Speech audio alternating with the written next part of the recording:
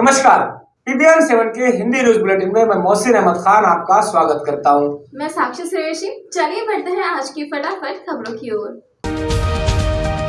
भीमा कोरेगांव शौर्य दिन के उपलक्ष्य में 9 जनवरी को महागायिका कोडुबाई खरात के भीम गीत कार्यक्रम का आयोजन किया गया है। परभनी शहर के राहुल नगर मैदान में ये कार्यक्रम होगा। कार्यक्रम का उद्घाटन प्रदेश कांग्रेस अनुसूचित जाति जनजाति विभाग के अध्यक्ष सिद्धार्थ हथियामुरे के हाथों किया जाएगा। कार्यक्रम में विजय वाकोड़े, विधायक सुरेश वरपुड़कर, महापौर अनीता सोनकामले की प्रमुख उपस्थिति रहेगी। इस कार्यक्रम की जोरदार तैयारी की जा रही है, ऐसी जानकारी आयोजक आशीष वाकोड़े ने दी। परभनी शहर के महात्मा फुले प्रतिमा से नारायण चाल की ओर जाने वाली सड़क की नाली पर ढापा डाले जाने का काम दोबारा करना पड़ रहा है।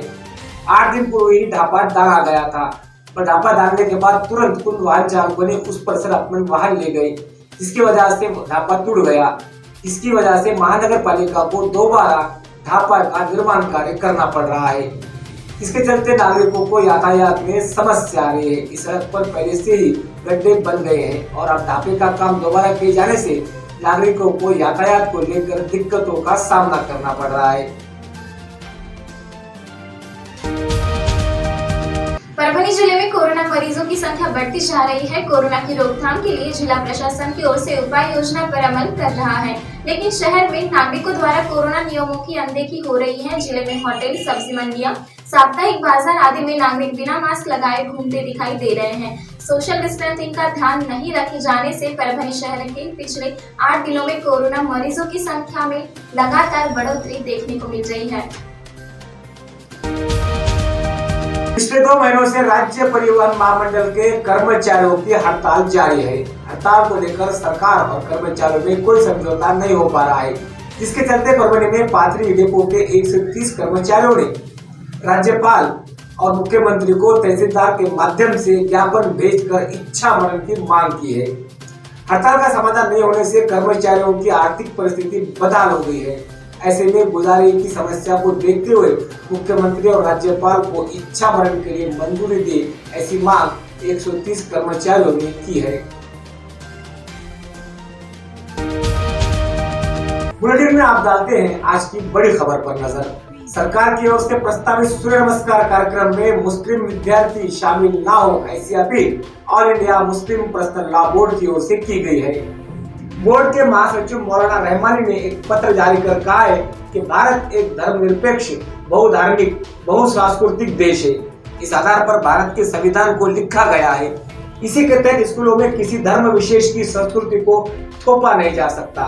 सरकार ने आजादी के 75 वर्ष पूर्ण होने के उपलक्ष्य में आयोजित कार्यक्रम में 26 जनवरी 2022 को सूर्य नमस्कार संगीत कार्यक्रम का आयोजन किया है।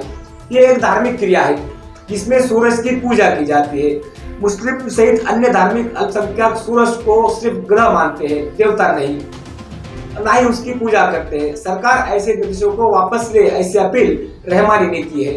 धर्मनिरपेक्ष देश की सरकार महंगाई, बेरोजगारी, सांस्कृतिक उन्माद जैसी समस्याओं को छोड़कर धार्मिक मुद्दों को थोपने का काम कर रही है। मुस्लिम समाज के बच्चे ऐसे किसी भी कार्यक्रम से दूर रहे जाने से बचे, ऐसी अपील की गई है। इस दौरान जिले के विद्वानों ने भी सरकार के इस तुगलकी फरमान का कड़ा विरोध किया है। सरकार धार्मिक मामलों को संवैधानिक जामा पहनाकर दूसरों पर जबरन थोपने का काम कर रही है, ऐसा आरोप लगाया जा रहा है।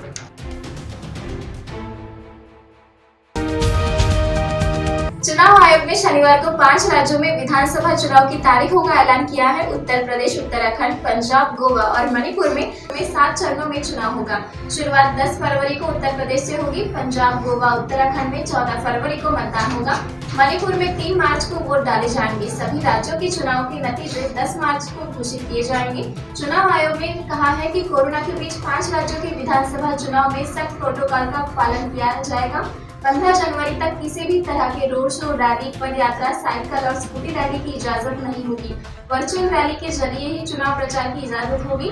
जीत के बाद किसी तरह के विजय जुलूस भी नहीं निकाले जाएंगे। मुख्य चुनाव आयुक्त सुनील चंद्रा ने कहा कि देश में 5 राज्यों की 690 विधानसभाओं में चुनाव कराए जाएंगे। 18.34 करोड़ मतदाता चुनाव में हिस्सा लेंगे। कोरोना के बीच चुनाव कराने के लिए नए प्रोटोकॉल लागू किए जाएंगे। सभी चुनाव कर्मियों को कोरोना वैक्सीन की दोनों डोज लगानी होगी। जिन्हें जरूरत होगी उन्हें प्रिकॉशन डोज भी लगाई जाएगी।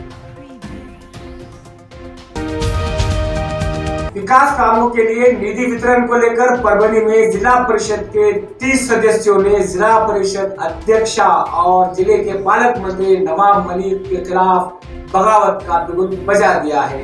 जिला परिषद अध्यक्षा निर्मला विटेकर और पालक मंत्री नवाब मलिक की साठगांठ से 10 करोड़ रुपए का निधि अवैध रूप से हड़पने का गंभीर आरोप बागी सदस्यों ने लगाया है। इसके लिए जिला नियोजन समिति की बैठक आयोजित की जाएगी। इस पर बैठक को भी रद्द करने की मांग सदस्य कर रहे हैं। इस बगावत में राष्ट्रवादी कांग्रेस और शिवसेना के जिला परिषद सदस्य शामिल हैं।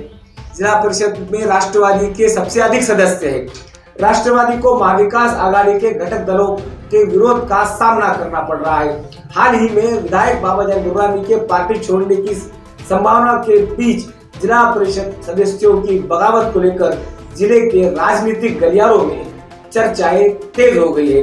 जिला परिषद की सर्वसाधारण सभा आयोजित कर सभी सदस्यों को समान निधि वितरित करने की मांग इन सदस्यों द्वारा की गई है।